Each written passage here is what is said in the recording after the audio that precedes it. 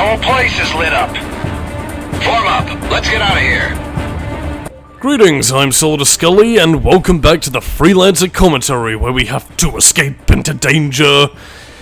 Yes, indeed, as you saw in the previous part, yes, President Jacobi is rescued. We saw what a nomad actually looks like, and Jesus Christ, everything is lit up, we're all going to die, and, man, look at all those red factions over there.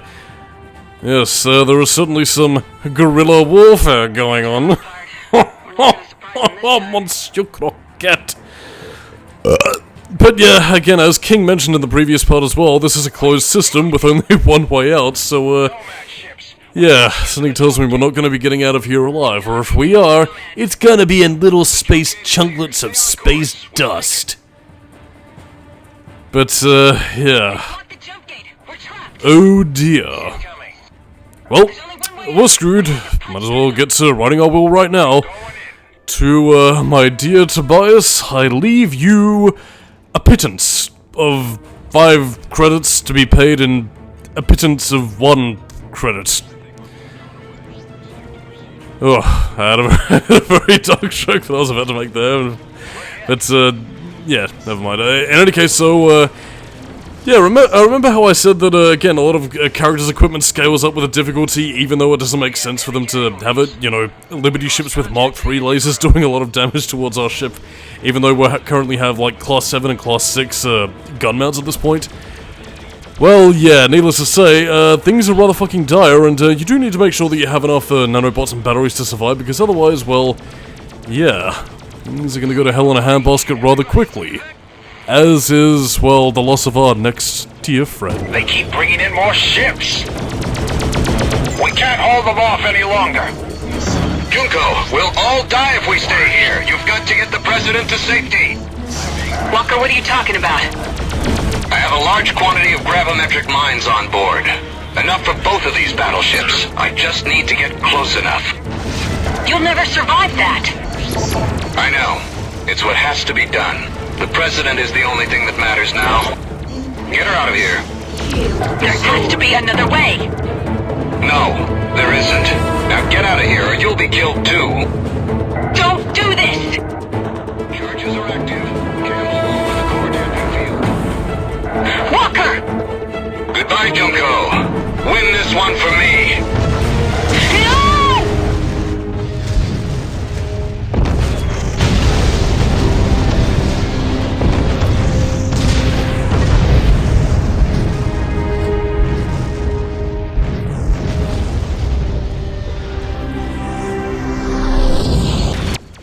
Oh, Walker. I guess it's true what they say.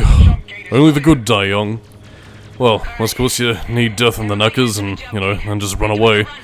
And gradually die on a virus-infested ship and then have a really confusing backstory as to what happens next. Then, you know, the 9th series begins. Best series ever if you ask me. And then just sort of continue from there.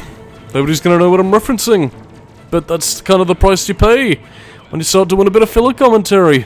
As I raise my voice a little bit higher by doing this.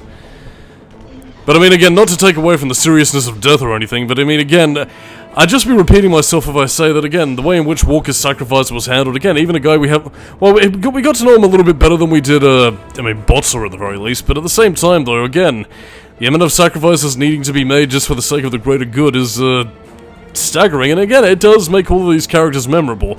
I mean, it's saying something, again, we barely knew Botzler and whatever else, but at the same time, though, his sacrifice still had impact. And I mean, again, nevertheless, the same being said for the likes of Ozu and Walker, who we did actually get to meet beforehand, and again, their death still has impact. I mean, it's a card that Freelancer arguably does play a little bit too much in terms of story momentum, but again, given the severity of the stakes, it does pay dividends to just how, again, impactful the story really is. But yeah, needless to say, well, there's a lot more stuff that we need to get done, but in the meantime, though, yeah, I do actually have a bit of trivia on the Nomads here, and this is something that you can actually hear as a rumor rather early on in the game, as early on as Liberty, but yeah, again, the Nomad infestation was at least partially known by that stage, and there was rumors going around the Liberty Mill if you ask in the pub, but yeah, they basically said in the autopsy of one of Liberty's officers that, yeah, apparently they lost their brain and heart, as implied by an autopsy. So yeah, if you want to know how the Nomads possess humans, well again, as, you know, Chancellor Neiman had pretty much demonstrated what he was going to do to Jacobi, is to plant a seed, as it were. But yeah, basically they bore themselves into the human body by consuming the brain and heart, and sort of acting as, again, I guess sort of acting as the central nervous system for the body, you know, thus allowing it to sort of keep alive and not allowing the flesh to sour or, you know, the body to break down, so... Yeah, again, very interesting biological specifications for, you know, the nomad physiology and physiognomy, really. I mean, we did get a very brief look at it, and it looks like a sort of, well, a weird mixture. Well, again, it looks very alien, but it looks like a weird mixture between, like, a parasite and a stingray, really, so... Yeah, again, it's a very cool alien and science fiction concept that, again... Despite the Nomads not even really being all that important in the grand scheme of things, they do still make for a very fitting antagonist, and as we're going to be learning in the next part, yeah, the Nomads, again, they aren't even the most powerful species, but they're still a threat. It was a routine scouting... Report, Colonel Zane. Sir, we have Jacobi. The Chancellor's dead, so are several of his Liberty hosts. We have some weapons and raided their tactical files. Have it analyzed. We also lost some. Walker was one of them. Understood. I take it then the President is unharmed. Not exactly unharmed. But still me, if that's what you mean. Judging how everyone is acting, I assume you are the go-to man around here. President Jacobi? Meet Casper Aurelian. So, you're Aurelian. Thank you. Madam President, these are the people you should be thanking. Sir, we've cleared the Badlands. Your orders? Set course for Toledo. Tell Quintain we may have more information for him. Oh, and tell him we've got an official guest for him to meet. Do you remember, Trent, when I said people are changed by their world, rarely vice versa? No. Well, I did. You know what? I was wrong. Truly, for some people, they can change the world. We're doing it right now. Thank you for showing me that. You're welcome. Colonel, I never properly thanked you for what you did back there on the prison ship. You're welcome, Madam President. Mr. Aurelian was just filling me in on the Nomads' progress in the colonies. The information your team brought back has shown a clear spread of the contamination. All other colonies have now been affected, if not the leaders and key military units in the field. And they're getting stronger. Communication is breaking down. Soon this will develop into all-out genocide, with the Nomads coming in to easily wipe out what's left. We need... What?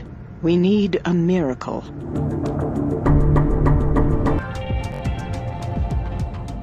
So, here we are, my friend, in the thick of it. I remember when you were fresh off the boat in Liberty. Seems like ages ago, doesn't it? It's not the time. It's the sides that keep changing. Come on, you two, we have work to do. What? Work? Come on, Trent. It's just the kind of mission you love. What do you say?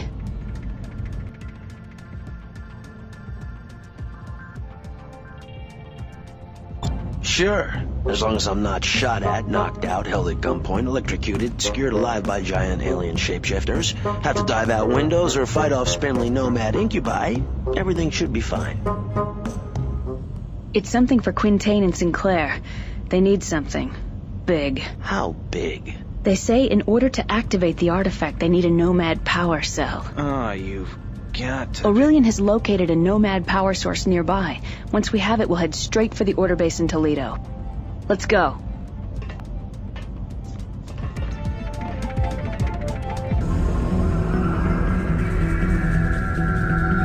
Here's our intel. Long-range scanners have picked up a nomad power source at the center of a giant structure. It's surrounded by a plasma cloud that prevents deeper scans. Are you detecting any nomads in the area? Negative. The structure appears to be abandoned, but keep your eyes open. I'm uploading the coordinates. Listen, the jump hole we used to get here is destabilizing. We have to take the Osiris through now. It will be stable enough for small ships, but not for long. You have to get the power source quickly and get out of here.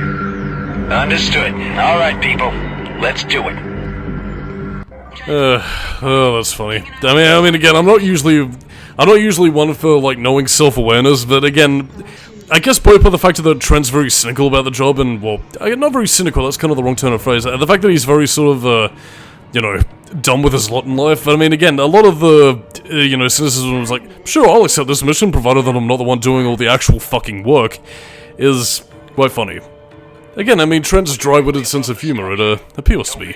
It shaped my character. Even though, well, again, arguably, well, again, it's kind of difficult to say, because, I mean, again, I am very dry-witted in real life and in actual conversation. It's just that, well, again, that's really difficult for you, the audience, to see, because, again, I'm just, when I'm doing commentary or when I'm doing reviews or whatever, I sort of cultivate well, what I've tried to cultivate is a larger-than-life persona, as I covered in, you know, the Origins of Skully reviews and whatever. It's just that, yeah. Usually, again, I know a lot of my comedy tends to be more silly voices and, you know, the occasional verbose witticisms here and there, but, I don't know, dry-witted humor. Yeah, that's in my heart. Yes, I love it. But in any case, so, yeah, hunting down the Nomad power cell for Quintain and Sinclair.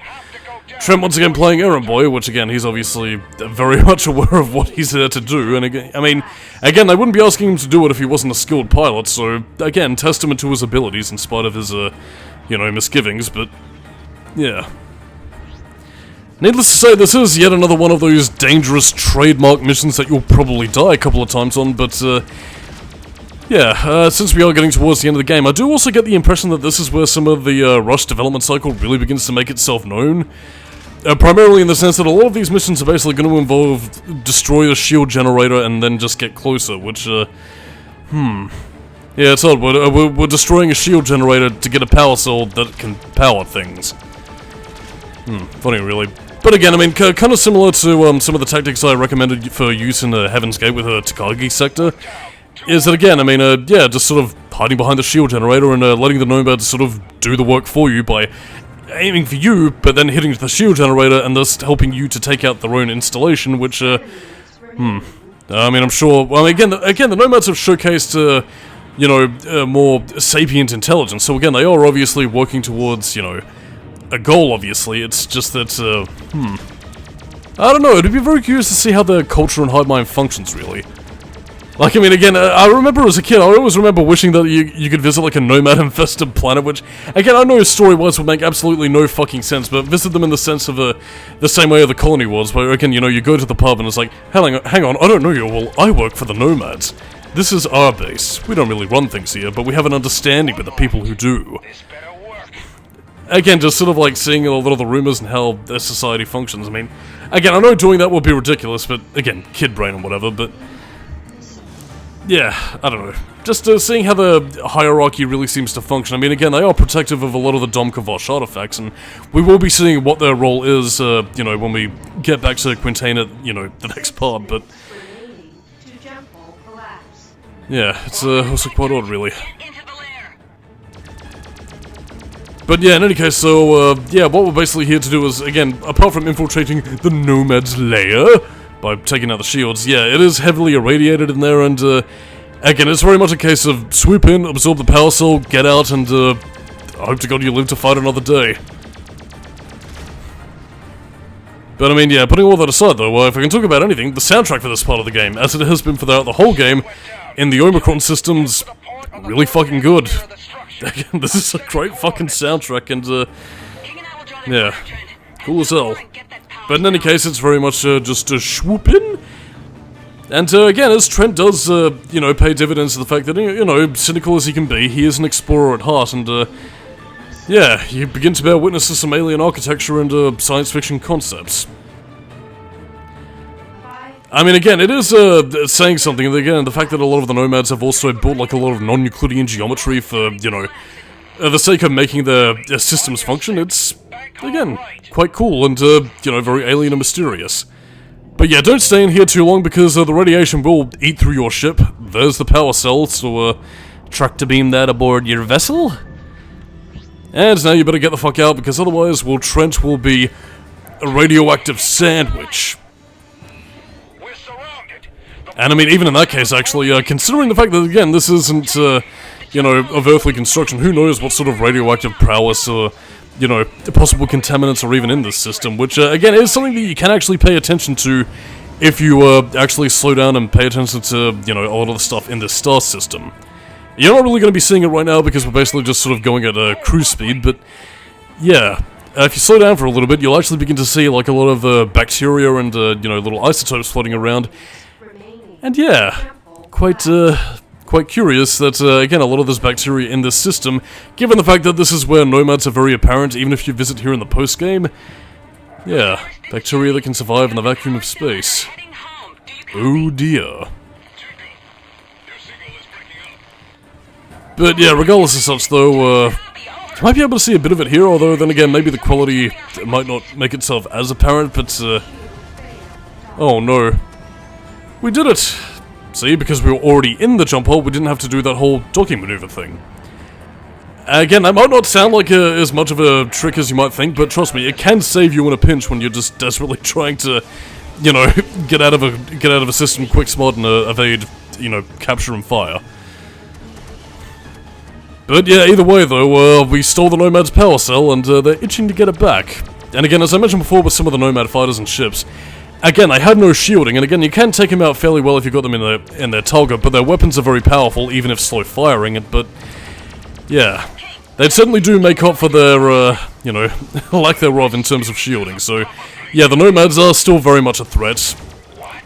And yeah, again, similar to that, again, they do have like a lot of, you know, battleships, gunboats, and, you know, snub fighters at their disposal, so yeah, again, it's really saying something that given the Nomads' role in the grand scheme of things, that they are still a threat, and again, I mean, if the Nomads are still able to do this much, then heavens knows, I mean, heavens, gods, whatever else knows what the hell the fucking Jacobi would have been capable of, given that, again, their artifacts are still functioning even now, and, you know, if they have any relation to the Nomads, dear god, we would be screwed if they were to ever return.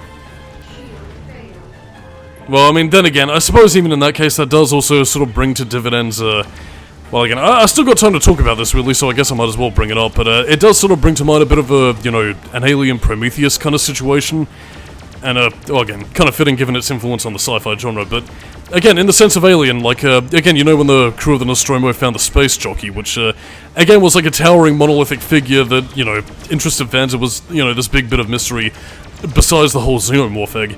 And then we eventually got an explanation in Prometheus that it was basically just a giant spacesuit pilot thing of a bunch of people that founded humanity and then fucked off and died and were basically just sort of like angry, crush, kill, destroy kind of things. And Ridley Scott essentially just sort of pissed over the entire mystery premise and then made a lot of people very upset. So yeah, the salient point that I'm trying to make here is that some things are indeed better left a mystery, but I suppose it just also sort of depends on how well you can either expand on that without it feeling cheap, or keep the mystery while just sort of building upon it, really. And I suppose that does very much tie into the factor of, again, if the Jacobi were to return in a Freelancer 2, again, would any expansion on them be a hindrance or a help, or would they be written either as, you know, the mysterious alien beings that they're written as here, or would they just be given a very sort of cheap, sort of... well, again, would they be given a very sort of cheap sort of retcon as things go on? Because, I mean, again, some stuff like that has also sort of happened to a lot of other, you know, sci-fi franchises that were pretty big in their heyday. Like, again, I think Halo, for example, you know, with the whole Forerunner thing, you know, that's, Forerunners and Guardians, that kind of thing was, you know, sort of rearing its ugly head. Yeah, so, again, neither here nor there in this case, but I figured another Microsoft example would be kind of apropos given how divisive the post-Bungie 343 era games, although, I mean, then again, even Bungie themselves aren't entirely safe from all this. You know, Destiny and whatnot. I don't have time to explain why I don't have time to explain. Honk honk, is this thing on? Try the veal. In any case, Von Clausen has saved our bacon yet again. For Rhineland. But yeah, this is also yet another story-exclusive planet, and indeed star system. You can't actually get to this part of the Omicron systems ever again, so again, we are very much in very story-heavy territory at this point, so yeah, enjoy Planet Toledo while you can. Kind of a shame we never get to visit here again, although there is some trivia that I will bring up next time in regards to what was also planned for Freelancer, but sadly cut at the 11th hour. But that's all for next time. In the meantime, though, we land on Planet Toledo and get to meet up with Quintain and Sinclair, and we finally get to use our Nomad power cell to finally start getting some answers as to both, you know, the mystery of the Jacobi and indeed how we're going to take out these Nomads and what their whole deal is. So on that note, while the music is heroic, I'm Solidus-Skully, see ya Next time, dudes and dudettes.